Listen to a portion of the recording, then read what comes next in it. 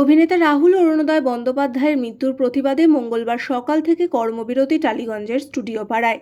এই ধর্মঘটকে সর্বতোভাবে সকলে সমর্থন জানালেও দুশ্চিন্তায় পড়েছেন সিনে দুনিয়ার দিন আনি দিন খাই কলাকুশলীরা।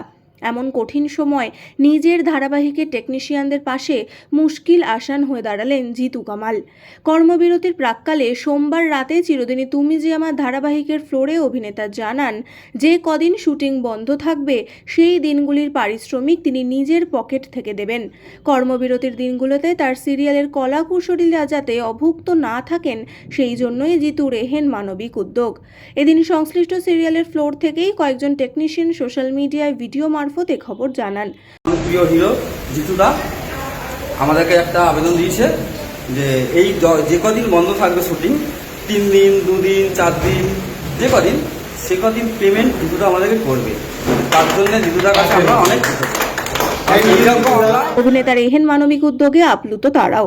কলাকুশলীদের দাবি, এই প্রথমবার কোনো অভিনেতা আমাদের কথা ভেবে এমন পদক্ষেপ করলেন। জিতুর মন্তব্য, আমি খাবো তুমি থাকবে অভুক্ত, এটা তো হতে পারে না। যদিও আমার কিছু সংখ্যক শিল্পী বন্ধু বলবে এটা মিডিয়া কভারেজ পাওয়ার একটা কৌশল।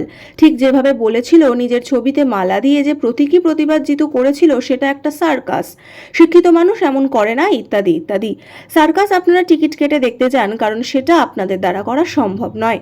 দেখুন, আমি কিন্তু কুবেরের সন্তান নই, কিন্তু আমি আমার বাবা মার সন্তান।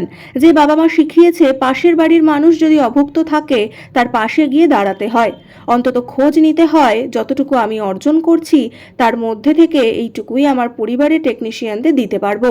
চারিদিকে বিতর্কের আবহেই এবার নিজস্ব ধারাবাহিকের কলাকুশলীদের জন্য বড় উদ্যোগ নিলেন অভিনেতা জিতু কামাল।